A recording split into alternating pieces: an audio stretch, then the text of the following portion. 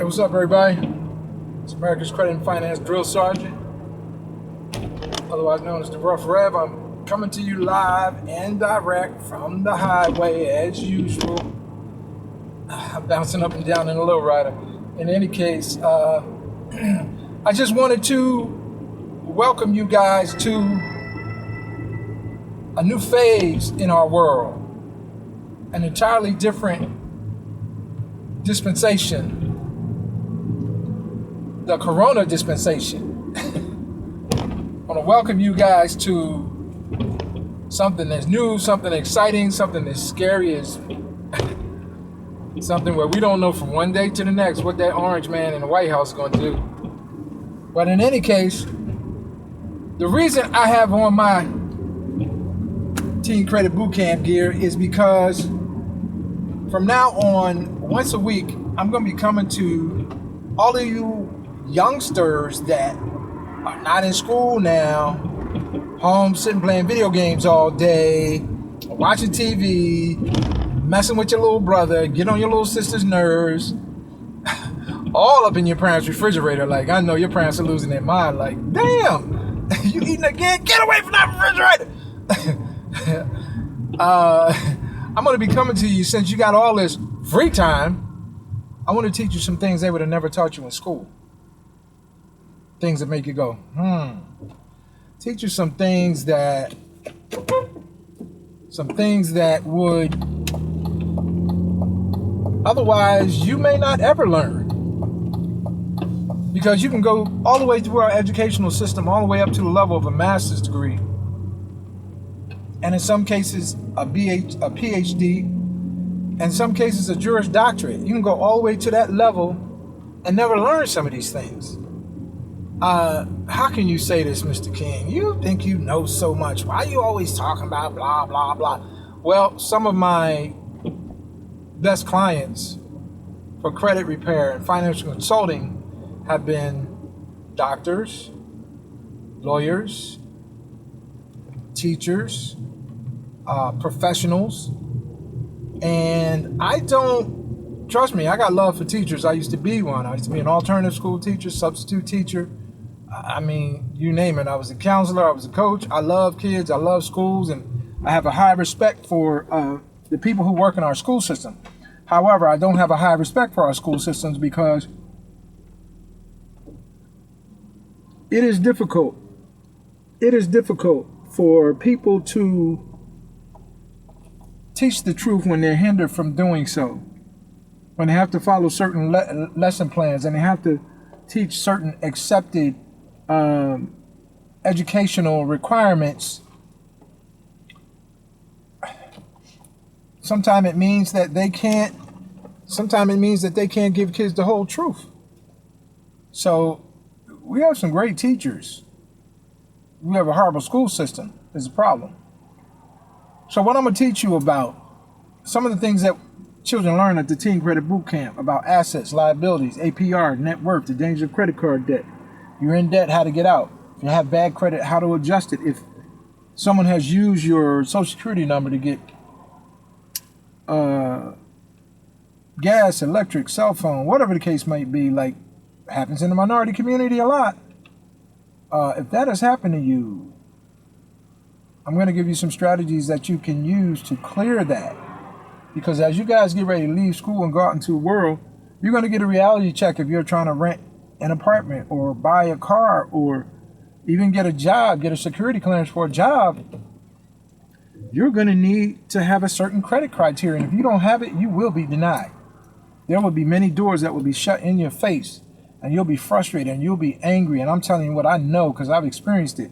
But I can show you how to use the federal law to zero that out. I can show you how the creditors have violated the law, and as a result of violating the law, they have to wipe that off your credit, and because they should have never extended that to you because you were a minor. You're under the age of 18. You're not even of the age of contracting. So these are some of the things that, as I said, you don't learn in school, but I learned as a result of necessity. Out of necessity, I learned these things. So in any case,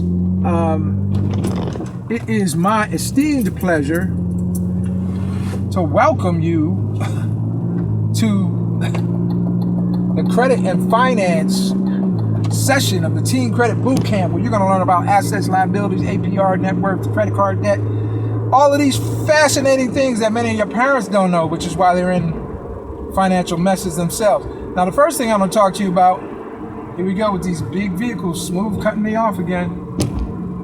The first thing I want to talk to you about is managing your money. You guys know, you guys are very prolific in spending your parents' money. Very prolific and have extensive experience at spending your parents' money. But I want you guys to learn how to make your own and then manage it, because you know when you make it and you have to sweat for it, then you have a different attitude about it when you have to spend it. A lot of times you don't really take it to heart, and you don't really think really heavily about it when you're spending someone else's money, because hey, it ain't my money, and you know it's understandable. And some of your parents believe they're doing you a huge favor by buying you stuff all the time and giving you stuff all the time, but actually they're doing you a disservice, and it actually could wind up really being detrimental to your overall financial mindset. If you always get handed things, then you go into the world thinking the world owes you something, that somebody's supposed to give you something all the time, and then when the world doesn't, you have an attitude. You walk around with your mouth poked out, and some guys will even resort to just trying to take what they want, you know, which we know is illegal. But in any case, I just want to give you what did Mary J. Blige say that time? What's the 411, hun? What's the 411? I want to give you the 411 on some of these things. I want to give you the 411 on some of these things. I want you to be well aware of and have your eyes open. Like right now, it's very imperative that you guys begin to look at your credit. Pull your credit Karma. Pull your credit Sesame. Okay?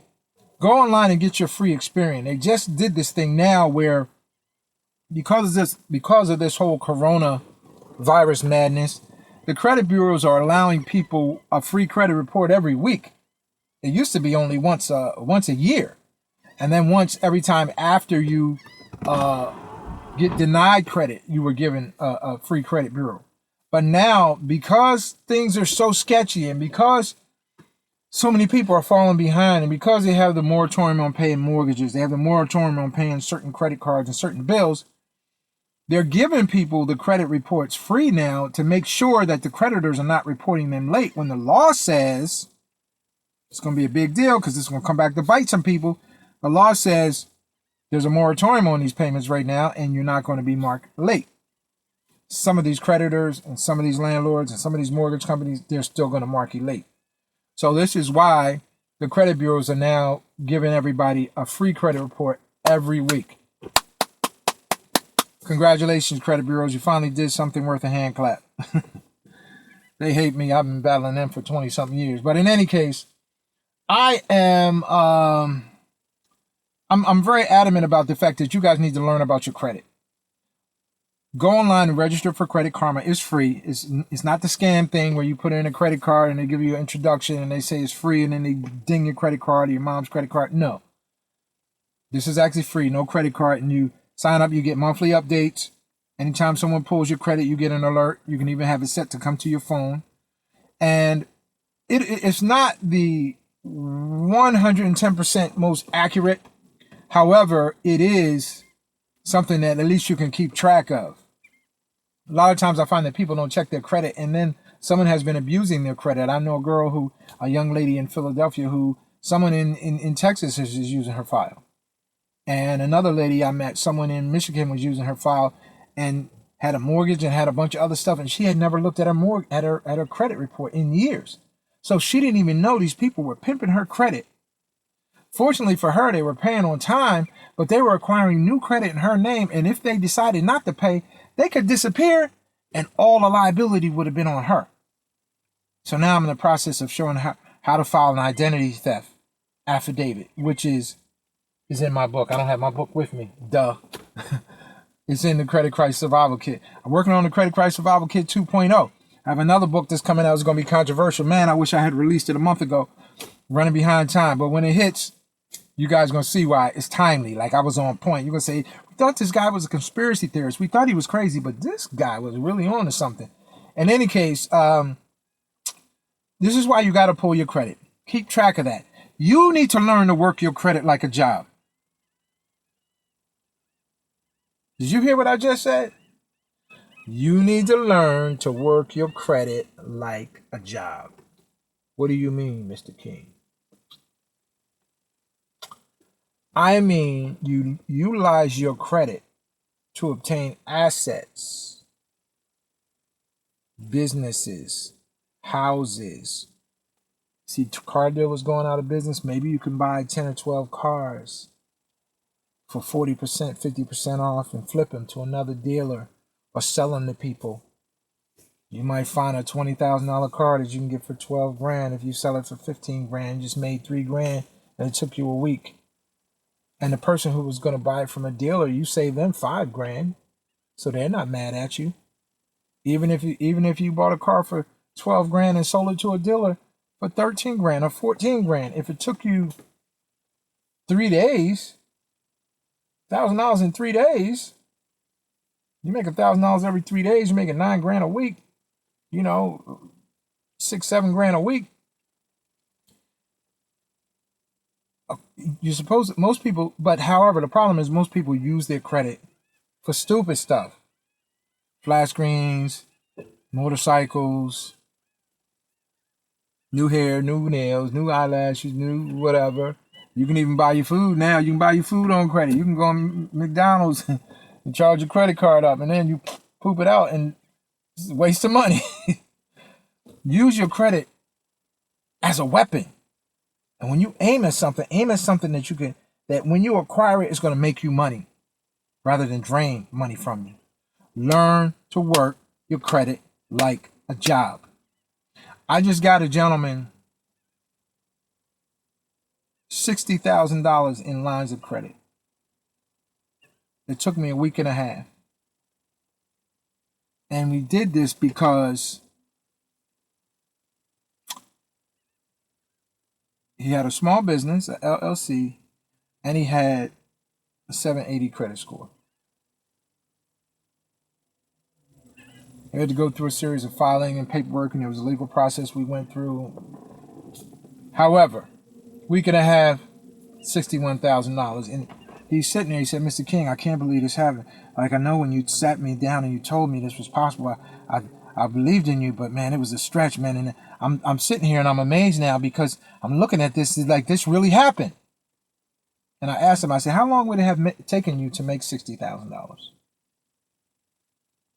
He said about 2.5 to 3 years. I said, so now you don't have to be a slave to that job. Now you can go and pursue what it is you really want to do. You want to start up a small business? Now you have the resources and the capital to do so. You can pull cash advances from your lines of credit. But I told him, don't be stupid with it. Plan your work and work your plan. Plan your work and work your plan. Plan it methodically, diligently. Do your homework. But now you set up a business where, okay, even if it just makes you what it made you on what you made on your job last year, you still broke even because now you had your time. You have to punch a clock. You didn't have to deal with that asshole boss. You didn't have to sit back and forth in traffic in the wintertime, in the cold. You don't have to pay for parking. You don't have to pay tolls.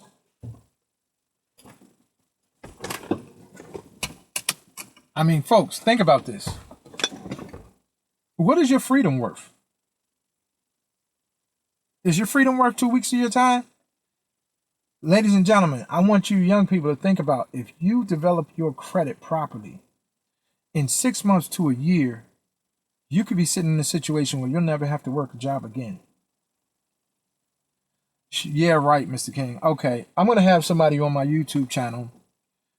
My nephew, as a matter of fact, and I'm going to have another gentleman, but I'm going to have my nephew. I'm going to bring my nephew on because I made some moves for him. And in less than 2 months, I got my nephew from a 0 credit score to a 690. I was in the process of getting him another trade line, which would have put him up around 740.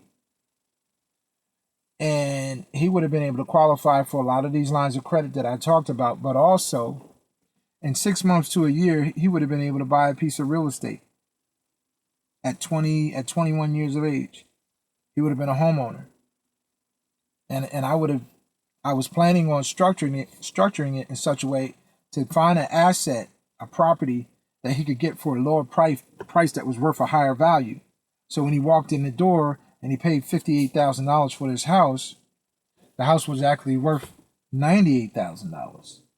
So he would have walked in the house with $40,000 in equity. The difference between what you owe and what a house is worth is equity. First lesson of the day. What is equity? The difference between what you owe on a house and what the house is worth. Paid $58,000, value $98,000, $40,000 in equity.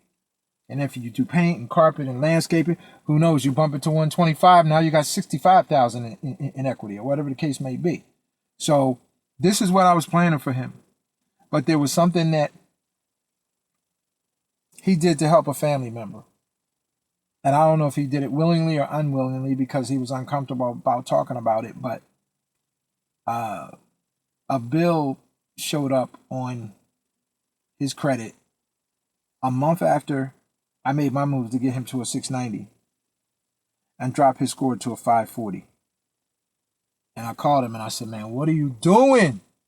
You're screwing up the plan here. I'm trying to get you going so you can get the money, you can start a business, you can get a piece of real estate, and then you'll be free. You'll never be free in America until you're financially free. All these people working, going back and forth to work, back and forth to work, back and forth to work. You spend hours on the highway. If you calculate the time you spend on the highway, the time you spend at work, the time you spend in meetings, the time you spend away from your family, you spend more time with those people you don't like than the people you love. Like, what kind of life is that? You think you're free. You're a corporate slave. Literally, you're a corporate slave. Oh, you got benefits, you got data. Oh, they let you go home. Oh, you take a vacation. You're a corporate slave. Period. You're not free. And at the end of the day, I was trying to set my nephew up to be free. Well, we had a little setback because this thing showed up on his credit. Unexpected. Dropped his credit score to like a 540. like 150 points. Like, damn. But I got him to where he needed to be in a month and a half. And his life was getting ready to go. And I've done it many times before. I don't even advertise it. I don't market it. I don't, because most people are so small-minded. They can't believe it. It's not possible. Oh, what's this black guy now? Oh, he lives in Jersey. I came back here for a reason. I handled my business. I stood my post right by my mother's side until the day she died. Now I don't have any reason to be here. I'm just trying to help the few people that I know. I don't try to push. I don't try to sell because I don't have to. I've had houses with swimming pools and basketball courts and more cars than you can name, limousine, BMWs, Range Rovers, X5s, like, you name it. Nobody I'm trying to impress. I'm just trying to get people to see that if you don't have a plan, that your life plan might be just being a corporate slave. So I want these young people to understand it's very imperative that you learn to work your credit like a job. You work your credit like a job. You work your credit like a job, and then you use your credit to acquire assets, and then those assets pay you, and then you don't have to work. You got a cell phone store over here paying you. Got a hair salon over there paying you. You got a car detail shop right here paying you. You got this real estate that you live upstairs and you rent out downstairs, and your mortgage is $900 a month, and you getting $1,200 from the downstairs tenant, and you upstairs getting the $1,200, take $900 from that to pay the mortgage, and then you put $300 in Hip National Bank, and you're free. And it only requires 1 or 2 pieces of real estate to be free. So young people, understand. Imagination is more important than skill. That's what Albert Einstein said. Imagination is more important than skill. You're going to school to learn all these skills. In theory, they're good. And like I said, it's not the teacher's fault. It's teachers that want to teach you the truth and they can't. Their hands are tied by this New Jersey blah, blah, blah, blah, blah protocol, whatever. Don't leave a child behind, and they leaving all the children behind by teaching them nonsense. I'm trying to tell you, if you learn how money really works in America,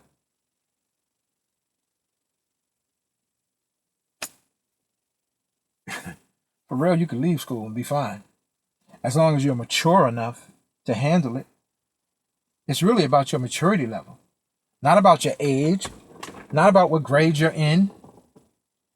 Look, I'm writing a book right now about millionaires and billionaires, and 95% of them are high school dropouts, college dropouts. Well, I would say 95% of them were college dropouts. I would probably say about 45% of them were high school dropouts. Albert Einstein was someone who was an elementary school dropout. He got put out of elementary school. They said he was slow. But he learned how to play music. He began to access another part of his brain playing classical music. Classical music. Something that none of our kids listen to. Latino kids, melanated kids don't listen to that. But classical music does something to the left and right hemisphere of the brain. See, some people only use one part of their brain, and other people only use the other part of their brain. But classical music allows you to use both hemispheres of your brain together, and it comes together to mesh together for you to operate at a higher level of intellect. It's been said that we only utilize about 7% of our brain power. Where's the other 93%? Well, this type of music helps us to synchronize the brain for more natural creativity and intelligence. This is what Albert Einstein did. Somebody told you dumb? Somebody told you slow learner, you ADD, you speech impediment, you conduct disorder, learning disabled, EDD, all of that stuff, all those letters, blah, blah, blah. Start listening to classical music and start playing chess. And watch your mind different things begin to activate. The left side and the right side will start communicating. And Albert Einstein imagined himself riding out in space on a single beam of light, 5,280 feet a second, 5,280 feet. 528 is a hertz, is an energy level of love. It's the vibrational energy, vibration of love, of perfection, of God. 5,280 feet per second. You think that's an accident? This is what he did when he would come up with the theory of relativity and Einstein's theory of this and that. He was using his imagination, our way, going out in that spirit realm where all the answers are. And I'm saying you can do the same. Classical music, chess teaches you to think three-dimensionally instead of thinking one dimension. You know, these are some of the things that you need to learn about to really, really, really, really excel and do well in this life. And as we go forward in this corona madness, where schools may be closed for an extended period of time, jobs may be closed. You know, I run a small business. I don't make $1 million a year. Here, I made a lot more money when I was in the DC area because people there weren't so broke.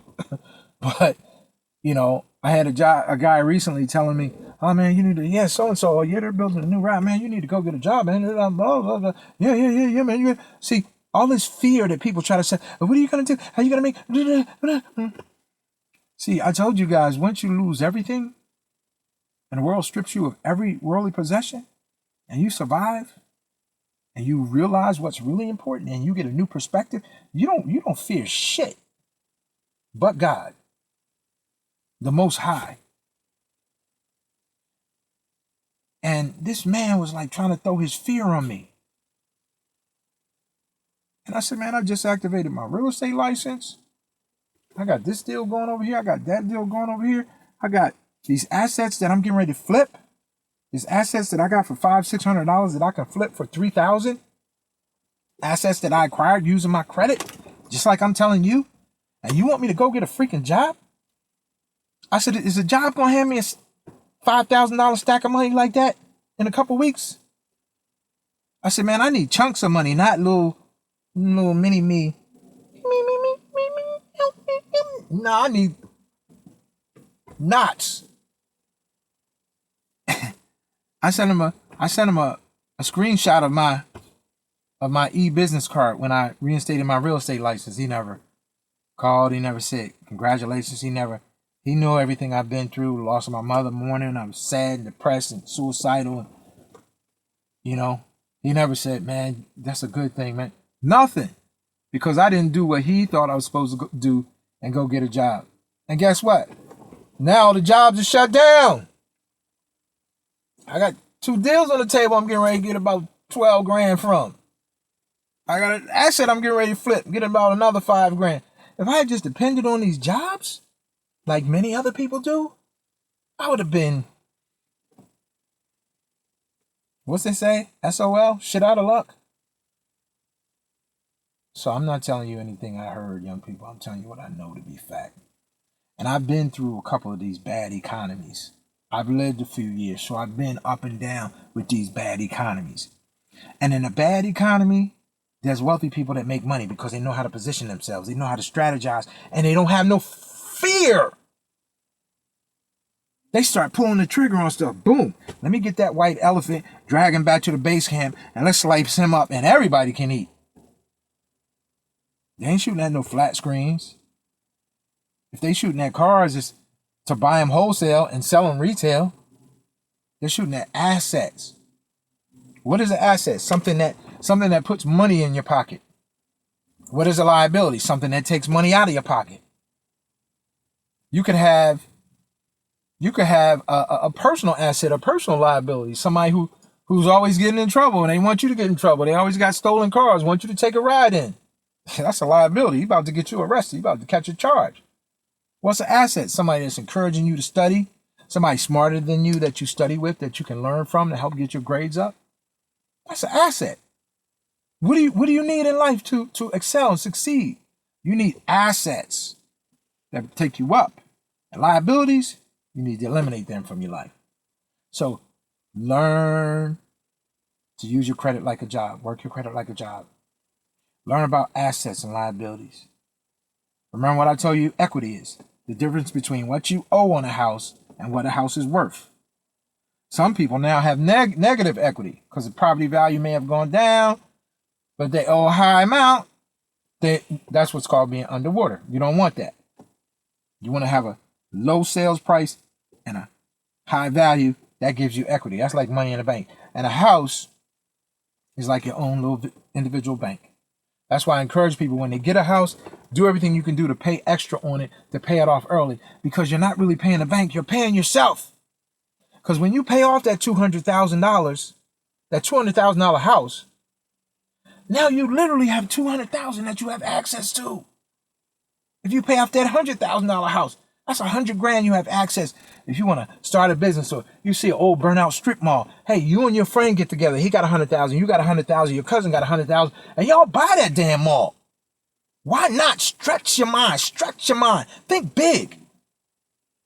I thank God for having an experience to go away and live in North Jersey and work in New York City and go to DC and be in the military and go around different countries and different places in the world. Go to Texas, New York, and California, and Ohio, and Texas, Aruba, and South America, and see how people live and expand my mind and see what's possible. There's so much more than just these freaking casinos. So much more. And these casinos, that game is dead.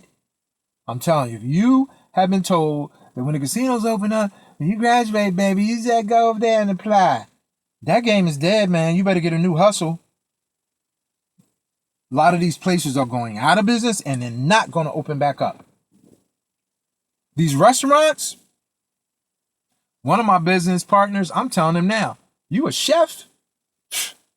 Bruh, you need to be working that joint now, snapping some pics, putting it on Facebook and the internet, putting it out there, because there's all these people who don't like to cook and the restaurants are closing and they're in, oh my God, what am I gonna do? Husband's thinking about divorcing their wife because she home and she not cooking. They're like, what? He's standing there like Scooby-Doo, like for real? You know? At the end of the day, opportunity. Crisis, but opportunity wrapped up in the middle of the crisis. Can you see it? Can you hear it? Can you smell it? I smell money, baby. Anyway, you guys got your first lesson for the day. You learn what an asset was. You learn what a liability is. You learn what equity is. And you learn you need to work your credit like a job. Work your credit like a job. Use your credit to acquire assets. Imagination is greater than skill. That's what Albert Einstein said. You're going to get these basic skills in school. That's good in theory, but you better have some imagination and know how to put those skills to work. And sometimes you need to have your imagination to go beyond those little skills and see some things nobody else could see. Have an idea that nobody else had because you imagined it. Yo, what did the Bible say? As a man thinketh in his heart, so is he. What are you thinking? Doubt, fear, negativity? Hey man, you better change the channel. You better flip over to the positivity channel. Flip over to the possibility channel. And begin to look at yourself as being more than you are, man. So what they labeled you? Those counselors, man, sometimes they don't have a clue. No disrespect. They don't have a clue. Psychologists and psychiatrists and child study teams that don't study nothing, they need to study their own crazy selves. No disrespect. I'm just saying what it is. Because most of the geniuses have been classified as being dumb, stupid, academically, incapable, ineligible, all of that. I was a slow learner, speech impediment, blah, blah, blah. I'm a published author now, former adjunct professor at Howard University, military officer, high score Secret Service agent. Like, if I had listened to those fools, man, don't listen to them. Don't listen to them. You're not stupid. You think differently. And because you think different than them, they think you're stupid. But you're in another dimension of intelligence that they have yet to scratch. So isn't it interesting how they mock what they don't understand? Because they don't understand you, they mock you. And they're saying you're slow when you're faster than they are. And they can't keep up. I'm telling you. This is really for the young people. I'm telling you, I'm trying to drop some science on you right now. And this book that I'm coming out with, oh my God. It's going to tie it all together. Parents, school teachers, colleges, they're going to be mad at me. But Tupac said, controversy sells records, baby. They sell books too. So in any case, I just want to wish you guys one love, peace, joy. I'm out here stuck in this non-civilization place called South Jersey, trying to help my family, trying to do some things, trying to clean up some things about my mom's estate, because we don't leave ends hanging. We take care of business. But while I'm here, I want those of you who will listen to know that you will never ever really get to where you want to be working a job. And even if you get a $300,000, $400,000 a year job, you're going to have to sell your soul to keep it. You're not going to have time with your family. That's the trade-off. And what sense does it make to get to the pearly gates and say, wow, man, I wish I had spent more time with my family. You damn sure ain't going to say, man, I wish I had spent more time with those assholes at work. No, you're not. You are not going to say that. So, in any case, the sun's going down. It was a beautiful day today. I was out and about running around doing some volunteer work, some other things. That's another thing that's very important we're going to do a session on, because it's very important to give. Stop being so damn selfish. You'd be surprised when you give, things open up, man. Opportunities open up. Wealth flows to you. But when you stingy and you selfish, opportunity runs from you. Good energy avoids you. The universe is all energy. It's all energy. What are you vibrating? Are you vibrating the energy that attracts good things? Are you vibrating energy that gives people the Heisman Trophy joint, pushing them away? Better think about it. Don't be selfish. Give. Y'all got time now. You need to go out once a week. Talk to some You know, play some music for some old people in old folks' home. Go read to them. You know, go sing if you sing. Go put on a dramatic presentation if you do drama. Do poetry. Go give. Man, it does your heart, man. I can't even put it into words what it does for you. You know? Assets, liabilities, you learn today. Equity, you learn today. And you learn you need to work your credit like a job.